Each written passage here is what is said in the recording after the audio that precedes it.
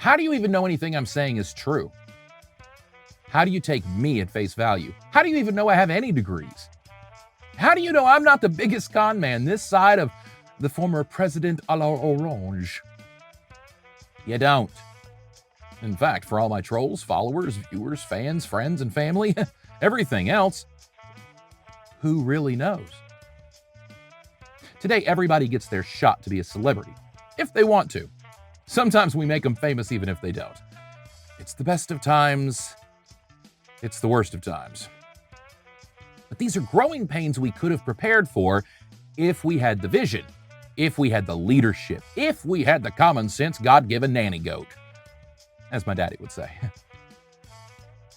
But Americaing all over America until America was coated in this thick red, white, and blue goo of Americanism, like Bill Murray in Ghostbusters.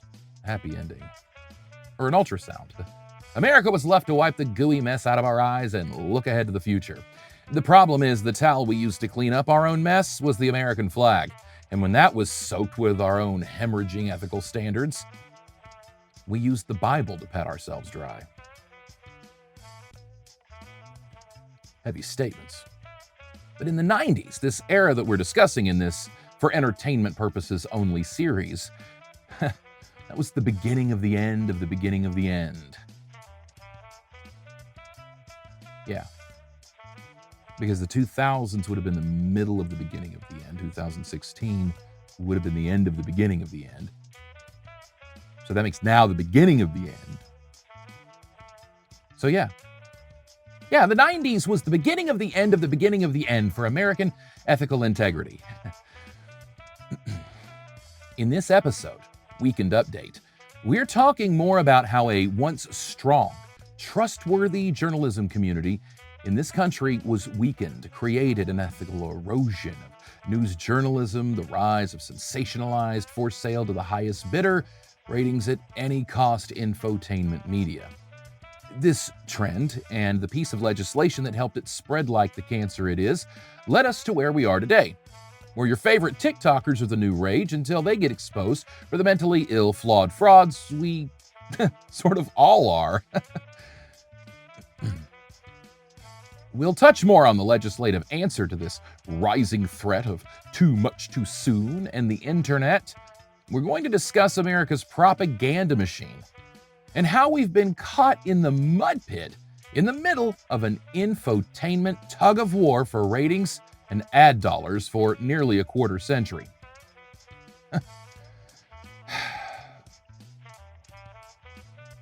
Oh, welcome to the podcast.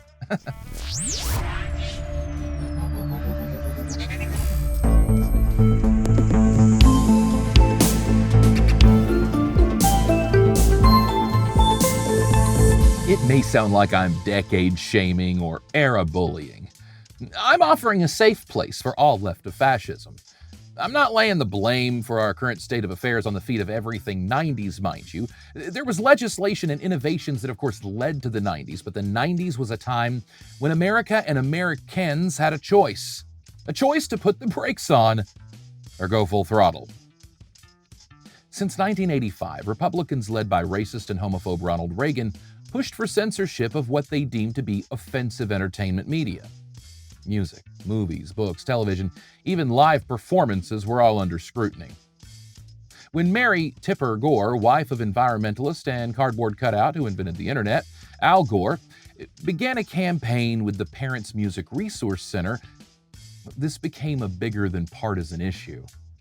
This became a division between conservatives and everyone else that wasn't that conservative. Republicans, using fairy tales and fear as motivators, had waged war on board games like Dungeons and Dragons, heavy metal, later rap music, violent movies, television, the list goes on and on. Now, Democrats were joining the fight against free expression, progress, and tradition. The ever-present friction in a society. Hurry up, come on, let's go already, versus now just hold your horses for a while. I will argue with what I know now. Some of those concerns were and are valid. We can't ignore brain science, and we can't ignore that when someone says an unintended double entendre, many of us will let out a "that's what she said" before we know what happened. Thanks, Michael Scott. We take on these aspects, these things we take in, whether we want to admit it or not, these aspects of this entertainment media. However, the way they went about trying to fix that was problematic. The Senate hearings were a laughingstock, and some of their reasonings were just flawed arguments of prejudice and bias without any substance. "Oh, I don't like the thing, so you shouldn't either." A lot of it came down to one simple compromise: warning labels, which we'll discuss more in the next episode titled Warning Labels. We'll be talking about the rating systems and how we've all ignored all of that. But this fight for decency and holding the morality line ultimately came down to, wait for it, white supremacy. You see, these Washington legislators, whose wives had bullied them into taking action, took aim at heavy metal.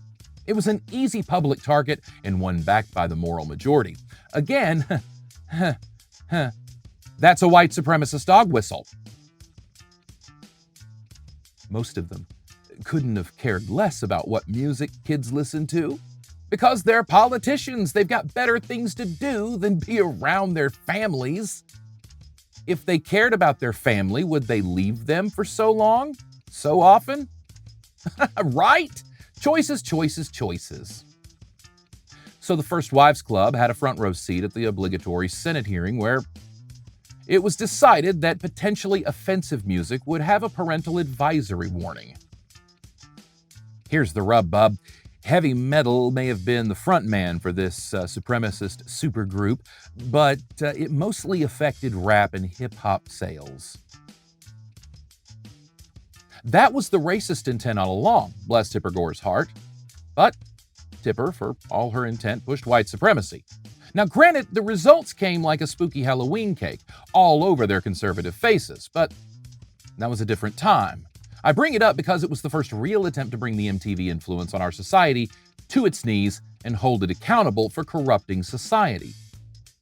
From a certain perspective. The blowback from this, of course, as always, is that we are by nature rebels without a cause, until we have one. Tipper Gore gave us all a cause, and a big sticker to identify the targets of that cause. Now, when fuddy-duddies go after the things we love, or even things we aren't even aware of until they make us aware that they don't want us to want the thing, what do? We out-capitalism them. It's to say that the warning label became controversial. And what becomes controversial can quickly become contraband. In that, kids under a certain age weren't allowed to do it, so what do kids want to do when they're told they can't? This brought an appeal to the warning label. It was cooler if you had the dirty version. Way cool if you weren't allowed to have it. Not what they were counting on. A lot more kids were exposed to what they saw as problematic media because they tried to regulate the problematic media the wrong way in the mid to late 1980s. By that point, we were already brain-dead sheep thanks to cable. But my argument isn't necessarily that the critical turning points of progress, like Ellen coming out on TV, as I've discussed before, shouldn't have happened. In fact, it should have never had to have happened to begin with. It just shouldn't have been a big deal for the actor or the character to have been a lesbian in the first place. All the frenzy around it wasn't unexpected. When a society denies very real things for too long, when the very real thing becomes too much to ignore, it's a much, much, much bigger deal and causes much bigger ripple effects, positive and negative. It's the fact that society has crept along in the wrong ways with patriarchal purity culture, but also not progressed in those other areas that have slowed us down exponentially and left us all ill-prepared for the inevitability of technological advancements. When that metaphorical pendulum swings one way and is held there for so long, well, it doesn't take a rocket surgeon to know physics, Dr. Sir Albert Newtonstein. When that pendulum is released, as it inevitably must, it'll swing with such force and power that it will crash, collide, and cause chaos. We've seen this in many cultures throughout human history. That pendulum is held in place on one side for too long, and when it swings, there's that overcorrection, and the original victim group is then targeted as the problem. You see? What did we tell you all along? We were right. Look at what's happening. This was the tactic used by some Germans in the 1920s and 30s, too.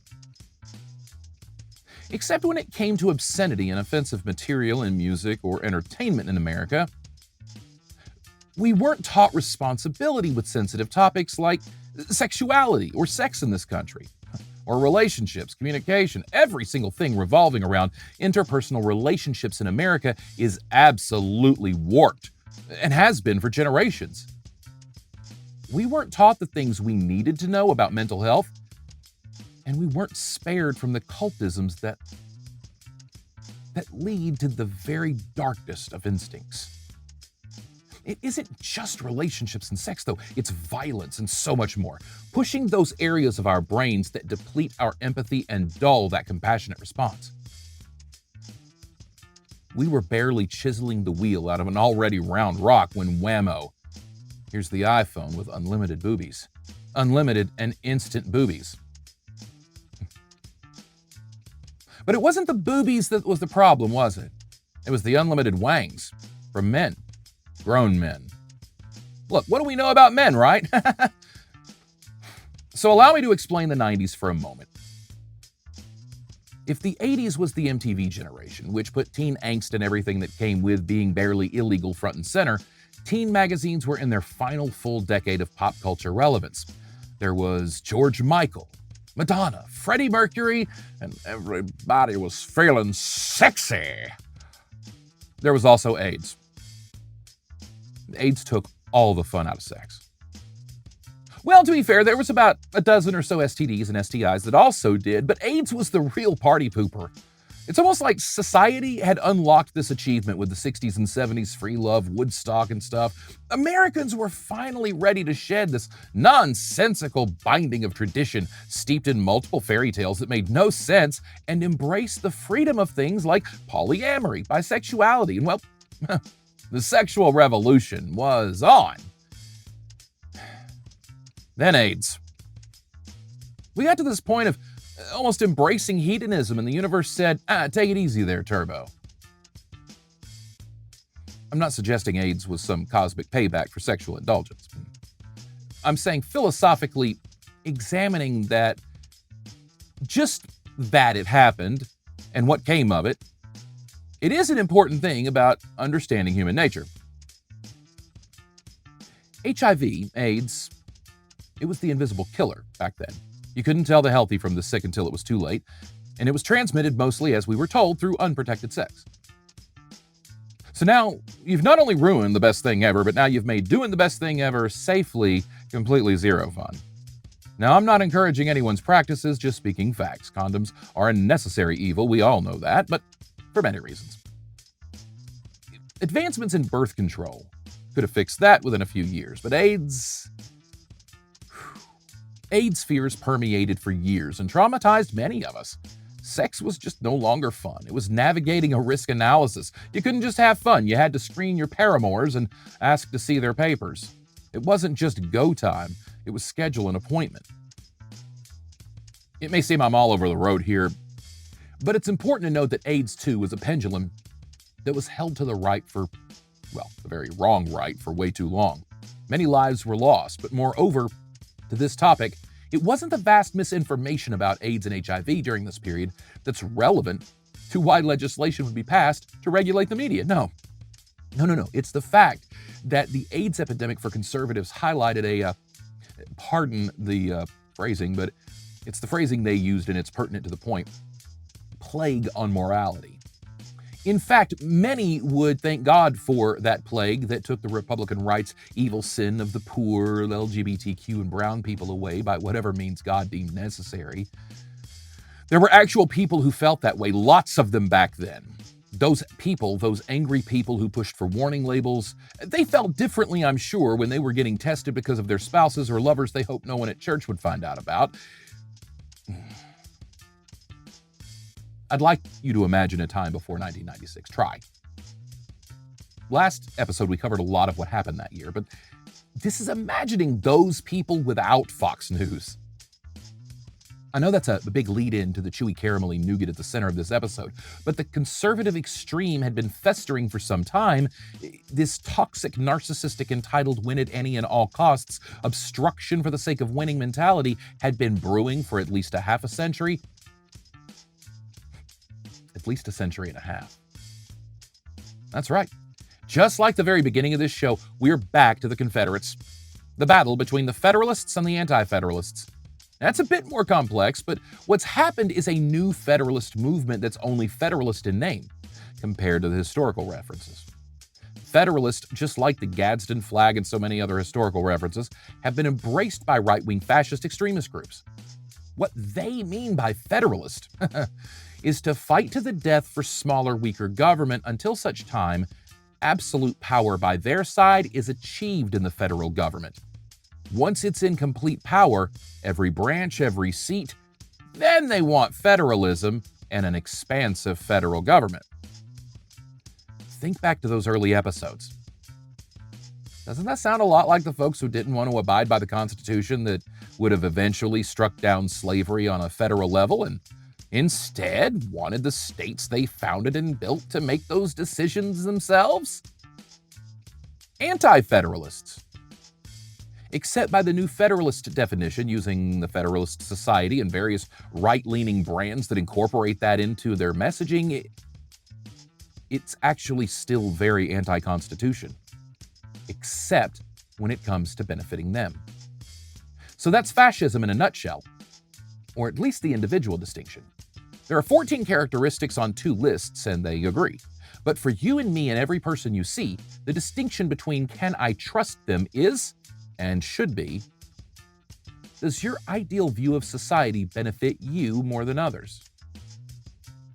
Does your ideal view of society have your side always in charge?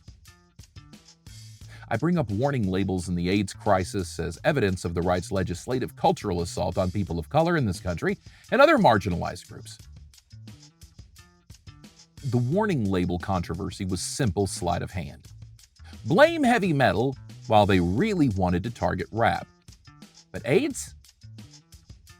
AIDS was straight up homophobia and white supremacy. But look, all of that was the 80s. By the time 1996 hits, the world's in a much different place. Right-wing political extremism and extremist groups would form, and by the first half of the 90s, America has terror in their minds.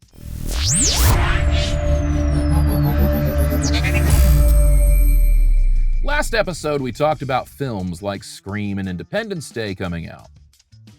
Well, if it's not your buddy in a ghost mask, it's aliens, right? Hulkster's stubble goes black, turns out that funny Ellen woman likes chicks, and Rodman disrupts the bulls. From O.J. to Jean Benet and the debuts of Forensic Files and Judge Judy, America is terrorized, traumatized, like a clock works 24/7. Like we never thought possible. In other 1996 news, Nelson Mandela steps down as South African president. Famous figures like baseball team owner Marge Schott and legendary actor Marlon Brando are criticized for their racist, sexist, or anti-Semitic statements. In full perspective, and not to gloss over the story, both of these incidences were appalling and carried the news cycle for some time. There was attention brought to it, but Marge Schott, I think, eventually had to sell her stake of the team or something. Brando was Brando. Consequences for these things weren't zero tolerance, is what I'm saying. And those people who kind of agreed with Schott and Brando, well, back then they didn't really have a place to gather ideologically en masse in a way before 1996. I'll get to that in a moment. 1996 also saw the continuation of right-wing domestic extremism in America in a way we'd not really had before. These were not isolated incidents. This was a volatile pressure cooker whistling its warning on primetime news. In 1995, the Oklahoma City bombing had destroyed a third of the Alfred P. Murrah Federal Building, killing 168 people, 19 of them children, injuring 700 more, almost. This was a trauma America hadn't begun to get over by 1996. An angry American loaded up a box truck full of fertilizer and parked it, courtesy of his idea of the red, white, and blue, and set it boom boom to put a boot in the ass of the US of A. We were traumatized, and it would only get worse. That attack was at least in part retribution for the United States government's complete fumbling of the conservative right-wing cult standoff in Waco, Texas. However, this wasn't so much about the Three Stooges-like raid on the cult compound in Texas, so much as it was about the fact that the government raided a cult compound in Texas. What news really didn't report as much back then, because when they tried, they were silenced, was that this was very much a singular ideology in these extremist groups that aligned with one particular party's ideals since at least 1964. There were people in the 90s who were upset about the raid on Waco because they believed that cult leaders should be allowed to take on daughter wives and hoard explosives and firearms, preparing for a war against American heretics, blasphemers, and infidels, if you will, in their own little holy war, if you will, a jihad of sorts. Just from a guy who looked like a cool version of Danny Tanner. The first half of 1996 saw the domestic terror organization, the Montana Freemen, surrender after an 81-day heavily televised standoff with the FBI, a success for the feds who got their PR ass handed to them over and over in the early 90s. Ruby Ridge was just 4 years prior, with the Waco shit show the year following. Lots of unnecessary lives lost in both the raids due to corruption and flat-out incompetence. Many didn't care about that. This was a matter of underestimating and not fully accepting what the opponent was back then, and is now. I believe America's failed to recognize this for a long time, and should have well before 1996. After that, it was too late. That was the tipping point, I'm afraid, the one that led to January 6, 2021. More good news on the terrorism trolls. As the Unabomber is indicted finally in 1996, we're winners, so we're not as focused on making sure we don't lose. The bombing of Olympic Park occurs a week after its opening, killing one person, injuring 110 others. Another act of extremism on American soil. Another act of domestic terrorism in what should have been the most secure place in the country next to the White House. The country was shook. The security guard who found the bomb was falsely accused by this newly frothing at the mouth tabloid news media. Remember, we're fascinated with true crime by now. Richard Jewell would eventually be cleared, but it would be 2 more bombings at a women's LGBTQ nightclub and a women's health clinic that would put the actual bomber on the FBI's radar. He wouldn't be caught until 2003. His reasoning for the attack was purely political and as confusing as it is crazy. However, when I summarize, tell me you haven't heard similar sentiments in your comments section on your social media. He was angry at Washington, seemingly the Clinton regime, and angry that the Olympics promoted global socialism. He expressed displeasure that multinational corporations spent billions, and Washington organizers sent an army of security for the Atlanta Games. He then went on a rant about John Lennon's Imagine, which was the theme of the games, but then goes on to say that his reasoning was to sow confusion and chaos and embarrass the American government and America on a global stage, forcing a cancellation of the games, or at very least, closing the area and causing economic harm to those involved. All to punish America, quote, for its abominable sanctioning of abortion on demand.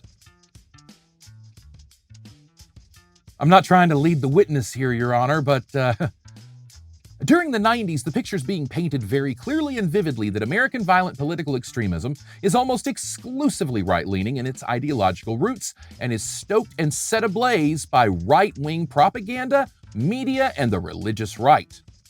I'm not saying that lefties don't cause a ruckus. I'm saying that protests getting out of hand and domestic terrorism are easily distinguished. A protest that turns into a riot, if we must, is much, much different than a planned attempted insurrection of our democracy and assassination of our elected officials. What we began to see was violence and terrible acts of terror in the name of American conservative Republican ideals. They may have been attacking individuals or institutions or ideals that were left-leaning, but those who carried out most of these attacks, had politically right-leaning ideology. By 1996, this is blatantly apparent to most. It's making world headlines that the American experiment may just be in danger. The world is watching our freedom being ripped apart at the seams by those so desperate to preserve it and paranoid to lose it, they create the self-fulfilling prophecy of the exact governmental overreach, restrictions, oversight, and regulations they protest.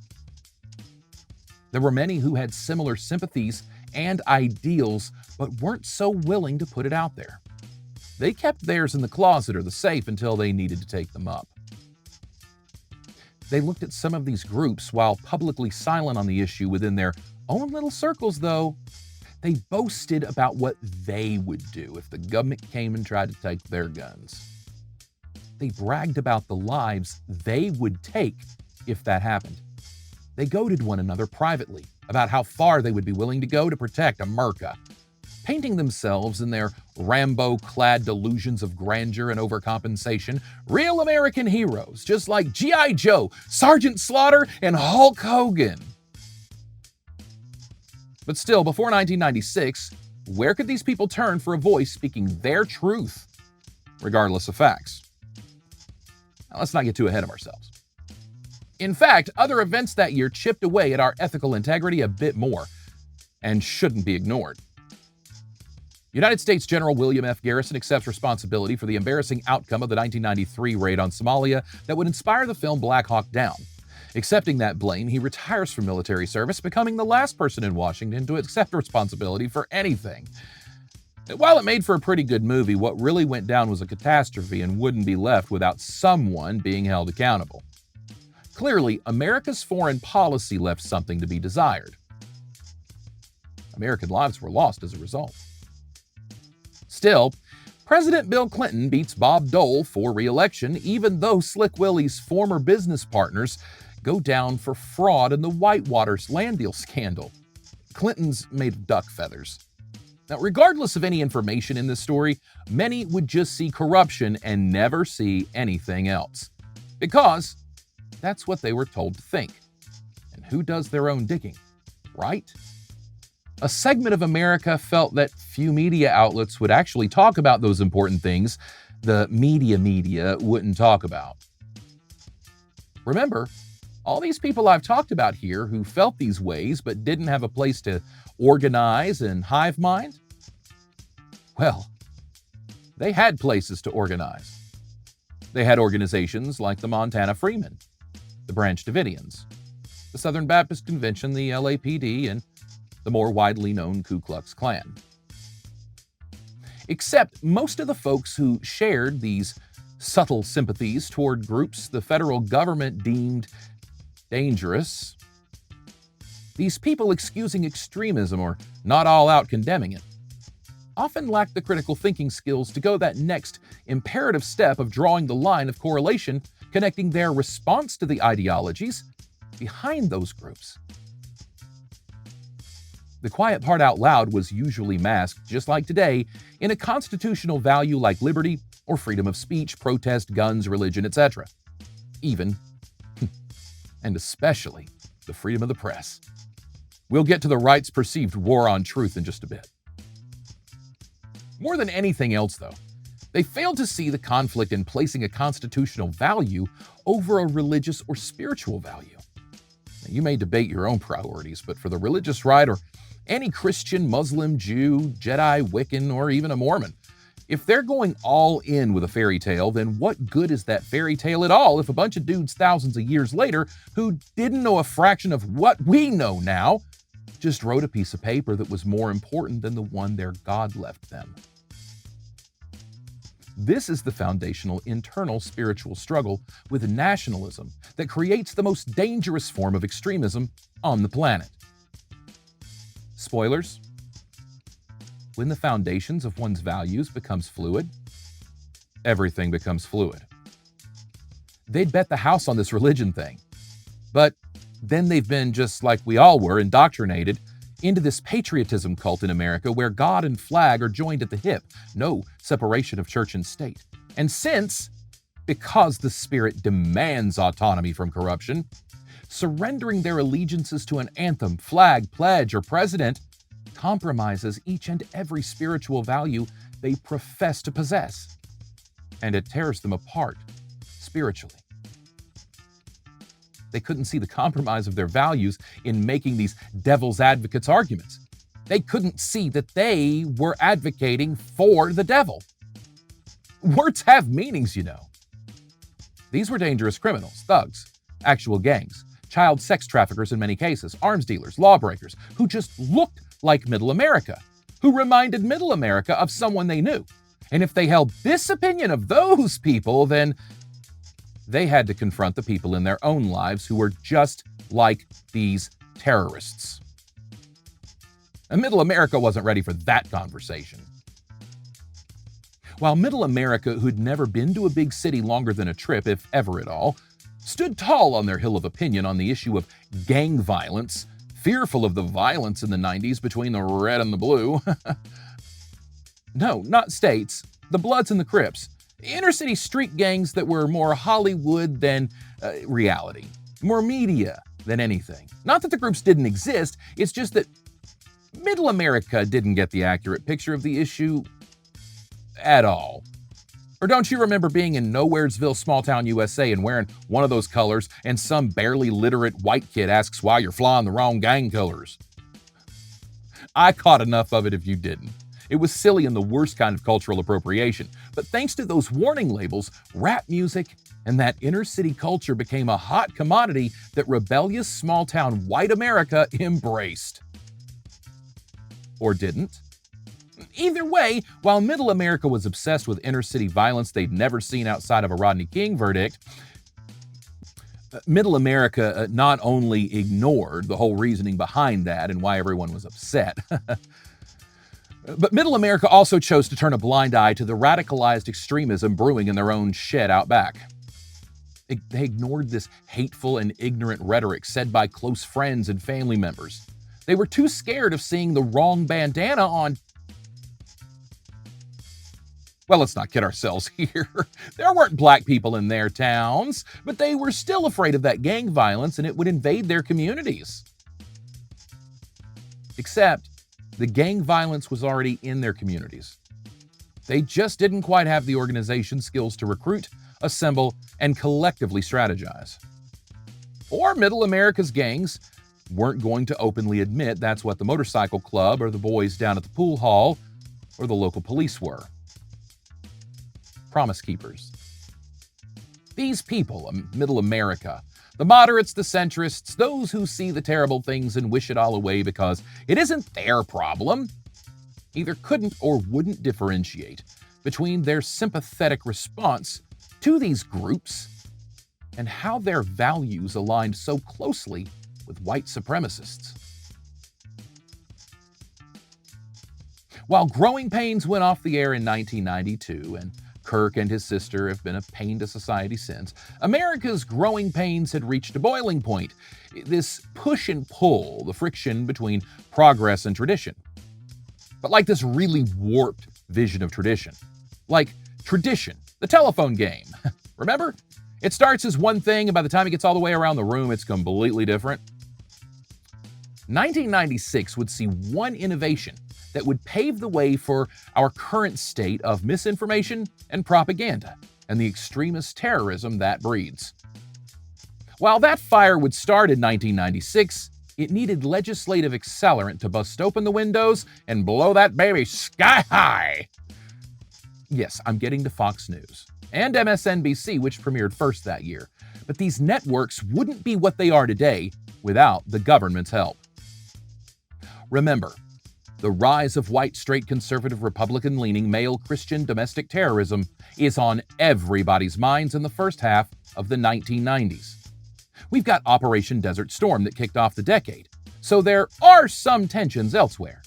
But America's focus wouldn't turn to radical Islamic terrorism for another half a decade, thanks to a certain terrorist leader who's currently a maritime buoy in the Indian Ocean, allegedly. This radical religious extremist group leader issues a mandate of a declaration of war against the Americans occupying the land of the two holy places. Later, the Taliban will take Kabul. No one really thinks much about this here in the States, or cares who Hanna-Barbera Laundry Bin is, or what the two holy places he's jabbering about are, because, well, the only two places they knew was church and Granny's for Sunday supper. It seemed, with all eyes on angry Republican men, America needed a new boogeyman for the late 90s, and Chicago O'Hare Bed Bath & Beyond Ladle just declared war on us. He was brown with a funny name, and that's all they needed.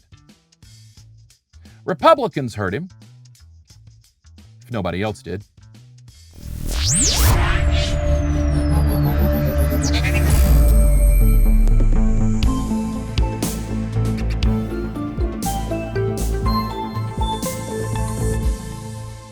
"1996 is the year of technological breakthroughs.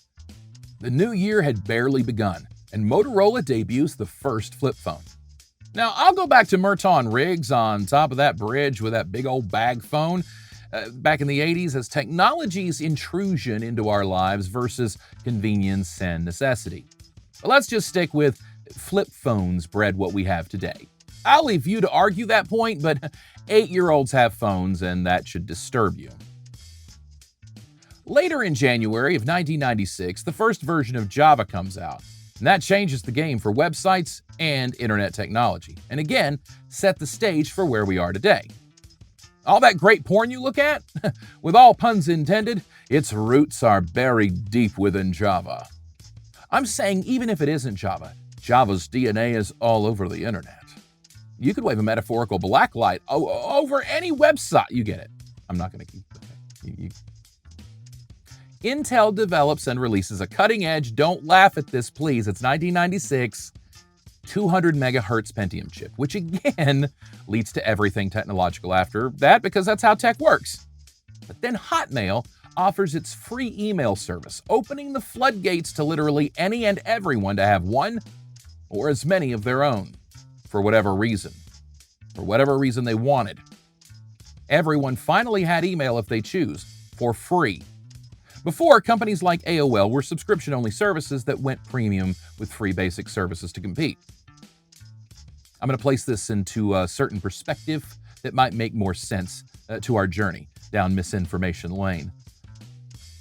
It's hard to imagine if you weren't there, because the 90s was both the time before the internet and the time of the internet. Most households got online in the 90s. The internet's real beginnings as far as pop culture and influence was the 90s. If you ask most people who were around for the 90s what their first memories of the internet were, odds are that memory took place in the 90s. The 90s began with most people not having internet access at home to ending the decade with some living in fear of a post-apocalyptic nightmare with the Y2K conspiracy theories. In a handful of years. How did this happen?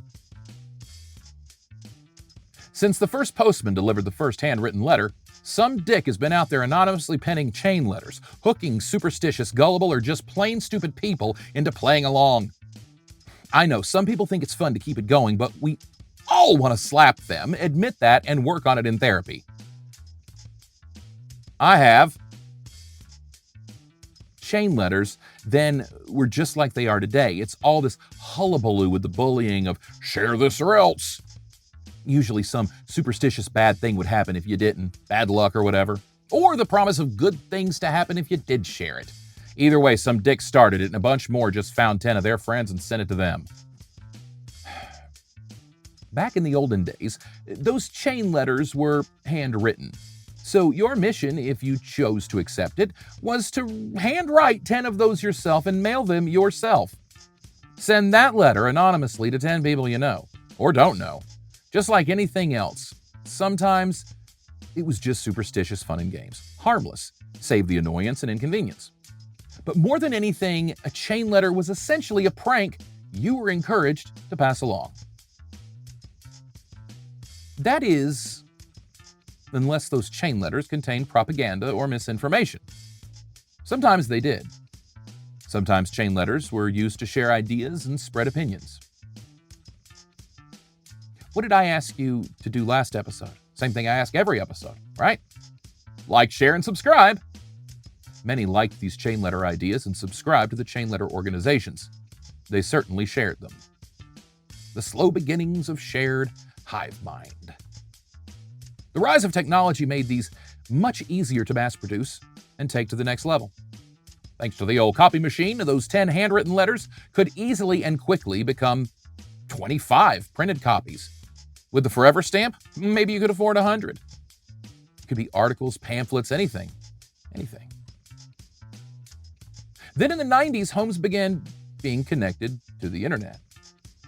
The younger generation has to go set up AOL on their grandparents' new e-machine, and your dad thinks he's the big shit because he can find anything he ever wanted to know. Mom's finding new recipes and decor ideas like never before. It's Ozzie and Harriet 2.0 in the 90s. But those chain letters still coming to our postbox began showing up in our online inboxes too. Those dreaded 4 text characters that we've all come to loathe. FWD:. There was no escaping it. Spam filter technology hadn't quite matched the consumer's needs. Not that it was in anyone but the consumer's best interest not to have spam come into our email inboxes. I mean, there could have been some legislation that would have regulated that, right? I'm getting there. We went, in almost a decade, from having to handwrite 10 chain letters to keep from having bad luck for the next 5 years, to just clicking forward to address book and sending that out to any and everyone you know. Sometimes they were jokes. Sometimes they were actual chain letters. Scams, religious stuff, all kinds of junk email. But also propaganda, misinformation, and extremist rhetoric. That stuff struck a nerve and was often designed to hook someone in with a foundational value set mixed with a little fear-mongering, bullying, and goading. Still in the 1990s, America's struggling to cope with the cold, hard fact that Reagan Republicanism was equivalent to and responsible for radical alt-right fascist extremism and the growing sympathies toward white supremacy and white evangelical nationalism. America saw the rise and fall of religious and political leaders, some of the biggest stars and pop culture icons, and, well, times they are a-changin' fast. The fears of bombings and armed, misguided militia were coming from all directions. During this critical time in the early 90s, the internet was starting to become more commercially available and more publicly accessible. Entertainment media evolved exponentially, even with warning labels, and new rating systems we'll discuss next episode. American culture embraced this new phase of what about meism that was sort of necessary for a society that had been repressed for so long, but also bred an entitled and narcissistic side to our society. For too long, marginalized people, not just those of color or sexuality or gender, but also of age, began coming into their own and insisting on being heard. Youth was finally becoming a class in America that America couldn't ignore. Right? Well, not so fast. If the 80s was the MTV generation, the 90s was going to be all about me. Grunge music is a great example. Now, I love it, but it's very self-indulgent and self-focused as a genre, in many ways. And now don't take that the wrong way. I would describe therapy in very similar ways. In the beginnings, the songs were often deep, introspective, and very internal. Even if angry, it was channeled anger from deep within. There was emotion, passion. It's why we related to them. There was a raw angst to it, but it came from within the self.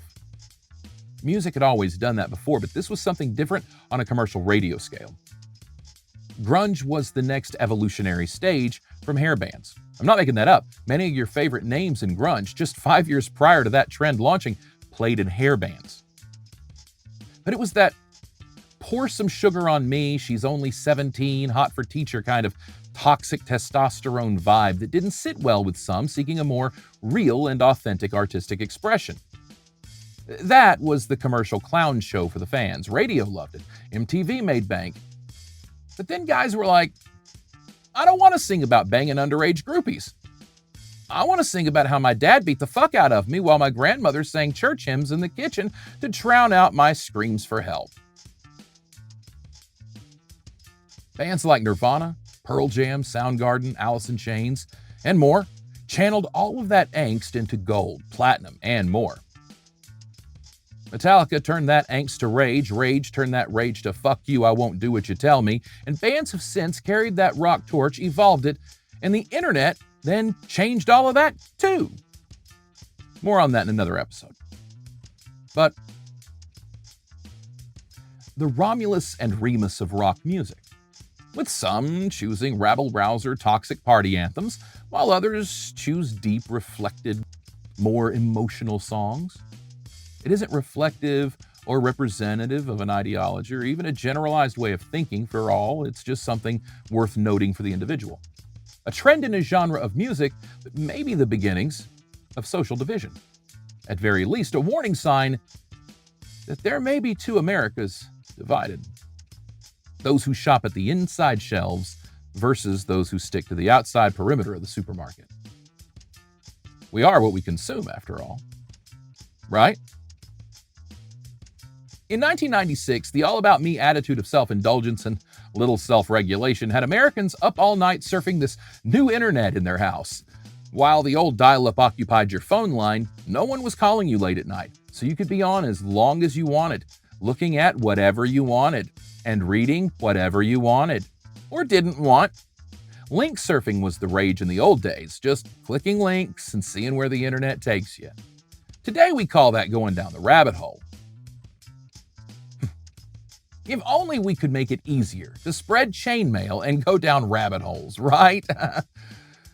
Surely America saw those red flags for society and took action to curb our enthusiasm, right? Legislation had been in the works for some time. Whatever you and I hear on the news even today was likely known to many in power before we even found out about it. They've had time to prepare and plan for the thing we see as breaking news. So by the time it crosses our awareness, it's too late to say or do anything but complain.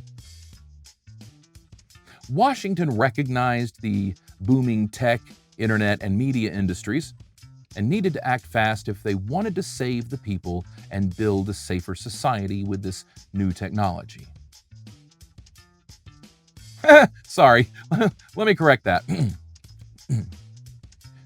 Washington recognized the booming tech, internet, and media industries and needed to act fast if they wanted to get a piece of that pie. There were fortunes to be made, and if they didn't act fast, they'd lose out. And their already very wealthy white friends and friends who wanted to be wealthy would lose out on too. Congress sat on the precipice of effecting real change for America with We the People legislation that could have shifted this misinformation dynamic and kept us on a more progressive path. But there was an opportunity to, pun intended, capitalize on the growing tech, the trends of the people, culture, and the free market. Oh, and their own political futures. With all eyes on white nationalist domestic terrorism cloaked in the American flag, with Reagan spooning Jesus tattooed on their chest like a Superman emblem, Republicans in America needed a new PR firm to handle this disaster, and they needed a new PR firm with a massive megaphone. The chainmail wouldn't work. So how could Republicans spread their message to the masses and execute a global propaganda recruitment campaign? As legislation begins to be drawn up and proposed in the early to mid-2000s to address the many issues to the American media consumer, unfortunately, it wasn't the American media consumer that Washington was concerned with. In fact, the legislation that was passed, We the People, were an afterthought. As I discussed in the previous episode, and I'll discuss more in this series, The Telecommunications Act of 1934 had sat unamended for 60 years and was passed in an archaic era when AM radio was the fanciest media to which most had access. With FM a developing tech advancement in the early 1930s, it would be another 3 decades before it was really commercially viable. This legislation was written for telegraph, telephone, and AM radio, with future consideration for this emerging technology called television, which had been discovered only a few years prior and was developing fast. America could be televised by the early 1930s if all went according to plan. Of course, the Second World War was erupting on either side of us, so regulating telecommunications became more a matter of national security than capitalism. We the people? No. Just like in the early 90s leading up to 1996, technology is developing at a rapid rate, faster than we the people can accommodate. Almost a parallel with the early 90s. The early 1930s saw a technology developing that wasn't available to the masses yet, but was on the horizon. Washington had time to prepare and accommodate legislatively for that cultural and technological shift thanks to World War II. Then, the aforementioned eruption of that global socio-political and economic chaos ensues. It disrupts what had really just begun to be a globalized economy. Not in a unified currency way, but in a way that global travel, logistics had developed along with tech industry and the free market to open global trade and commerce like never before. For the first time, the global economy was becoming interdependent on itself. One of the big countries fell, it all risked falling. We weren't a world of conquest and conquer anymore. Those lands had all been claimed and drawn out. Except for Europe and Asia, where conquesting and conquering were still going on. But as post-World War II global economy would eventually prove, the big banks had America's economy by the money bags, and the new front to pioneer would be the bottom line. Overthrowing a major player wasn't good business. And geo-economic political instability wasn't beneficial to anyone except campaign coffers and newspapers. Power dynamics wouldn't only shift, it could throw the entire planet into chaos. I'm talking of nearly 100 years ago, right? Remember, we've got a bunch of world wars, and if you didn't know, as Americans, there are peace negotiations where the winning team helps pay to rebuild the losing team's country. Other countries pitch in, and that debt is racked up fast. We take out loans to pay for those rebuilds, and so forth and so on. It takes decades, if not centuries, to pay off.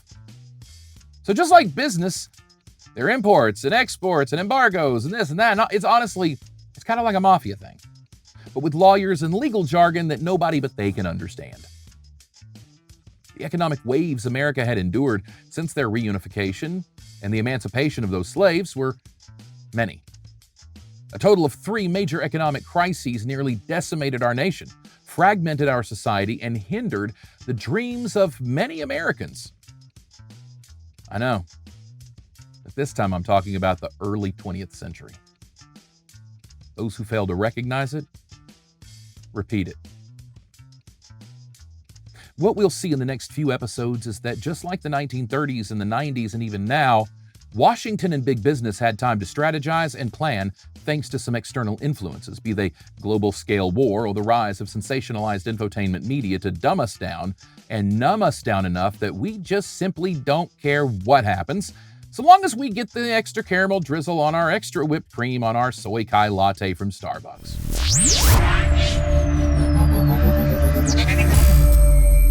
The easy answer for many of those left of fascism in America is simple today.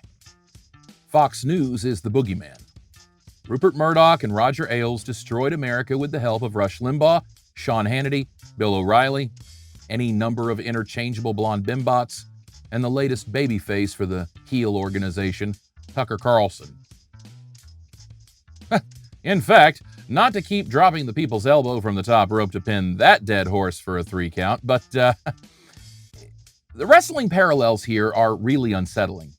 I'm going to explore down the road in Overthinking Everything a few key conservative figures whose success has been mirrored, tracing the DNA of those decisions back to find out who and what really set us down this path.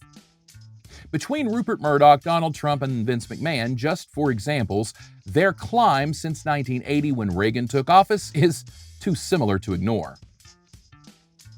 But Murdoch and Ailes were only part of the problem.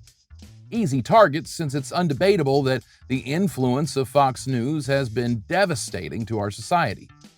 But we have to realize that Fox News and MSNBC, as well, in all fairness, were allowed to launch because of Washington. It isn't that before 1996, MSNBC and Fox weren't allowed to exist. It's that before certain regulations were lifted and restrictions struck down by Washington, that these two entities couldn't exist the way we know them today. Ted Turner had launched CNN in the early 80s as a cable news network that offered a less editorialized version of programming than today. Still, it wasn't free from commentary and hosted programming with opinions. But at one point in this country, news and information was held to a journalistic standard that went out the door in the 90s. This isn't the blame game. This is the evolution of media. It's just pragmatics. By 1996, America had been entertained with Saturday Night Live's Weekend Update for 20 years. Well, more than they were the actual news at times. Especially young America.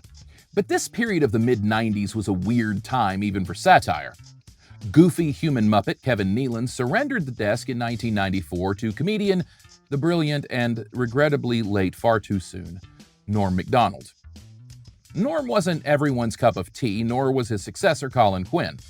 Before Jimmy Fallon and Tina Fey took Weekend Update into viral internet territory, between 1994 and 2000, audiences were stuck between wry and dry. Norm Macdonald was sardonic, sarcastic, and witty, but in a mean and kind of condescending tone. It was lovely. As a performer, inspiring. His tenor and tone were as much key to his delivery as his timing. And he didn't seem to give a shit. In fact, I always admired that he kind of delighted in the boos and groans as much, if not more, than the laughter. But that was a different tone for the feature, which many turned to for a lighter side to the heavier realities and terrors of the nightly news. Norm Macdonald and Colin Quinn matched the tone of the nation, I believe. America was a bit more cynical and smug, before kind of just phoning it in until the end of the world. The 80s gave us not necessarily the news, and other shows spawned forth in the following years that would be inspired by those satirical takes on headlines. In fact, my own content draws from those inspirations, as well as Talk Soup and The Daily Show, which premiered in 1996 on Comedy Central. Now, this was clearly satire. Comedy Central. It was mostly just stand-up comedy back then. SNL was satirical in tone, but on a legitimate actual network known for news. Necessarily was on HBO, a subscription service not everybody knew about unless your mom and dad had good jobs. The other shows were syndicated or on cable channels like VH1 or something. Like Mad Magazine coming to life in pantomime, America was devolving into satire, a pop culture mockery in spite of itself. The guardrails were off, and America was taking in as much as they could entertainment-wise, and the options were limitless. The ever-present debate regarding the rise of the internet, the availability of the world's wealth of information to anyone who wants it, versus the cost of taking a problematic kid raised by enabling narcissistic parents and throwing them face first into a candy factory and saying, "Pig out on your lifetime supply of pure imagination." Then, of course, the magic boat ride. Wrapping up, back to the 30s, and we'll continue next episode. The Telecommunications Act was drawn up to regulate the mass mediums by which the mass media would be mass mediated to the much-needed unmediated masses. It was drawn up before FM radio and television took center stage, before social and civil evolution, during Jim Crow, and another 30-plus years from the Civil Rights Act. This was part of the New Deal legislation that birthed the Federal Communications Commission, or the FCC. This was Roosevelt stepping in and doing the things that needed to be done all at once. Executive order, and stamps of approval. Busy, busy time for America, reeling from the Great Depression.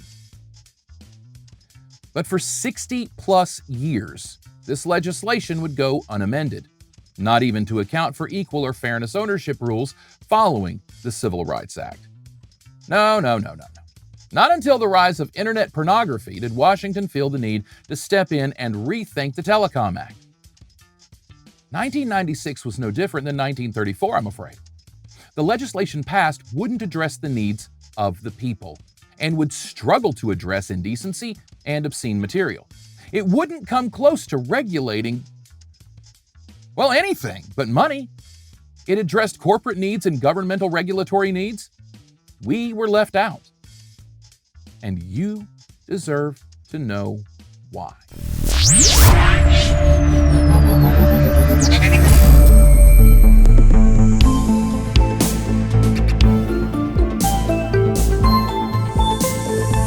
Coming up, it's wow, totally 90s in for entertainment purposes only, as we examine some of the big events of the 90s through that lens of compromise that made hip-hop a household name.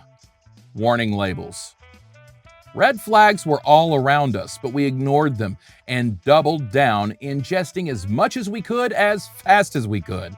We saw the dangers of white male Christo-fascist extremism even in the early 90s. And we couldn't cope with the most dangerous enemy in this country looking just like us, being our family, friends, co-workers, and neighbors. So we turned to the first boogeyman we could to hide from that dangerous reality. The dangerous reality we're facing right now. But those who fail to recognize repeat.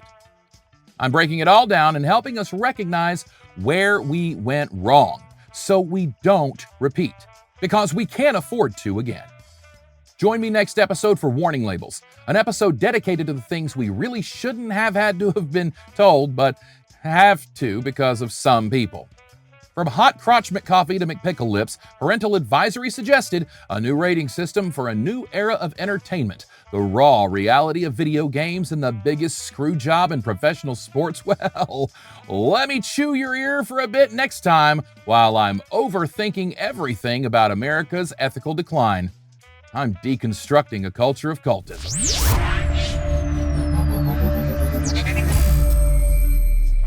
Thanks for joining me. Check out some of my other content on YouTube. I've got my original music, my TikToks, Overthinking Everything, clips of my acting and voiceover career, all organized in playlists for you. Check out my merch store and get your Sir Talks a Lot, Swags a Lot trigger tees. They'd let everybody know where you stand. They also make great gag gifts. Follow me on TikTok, like, share, and subscribe to this channel, and do all the things I need you to do. And if you like this series, consider a donation to Cash App or subscribe on Patreon. I'm Josh Brandon, and I'm overthinking everything.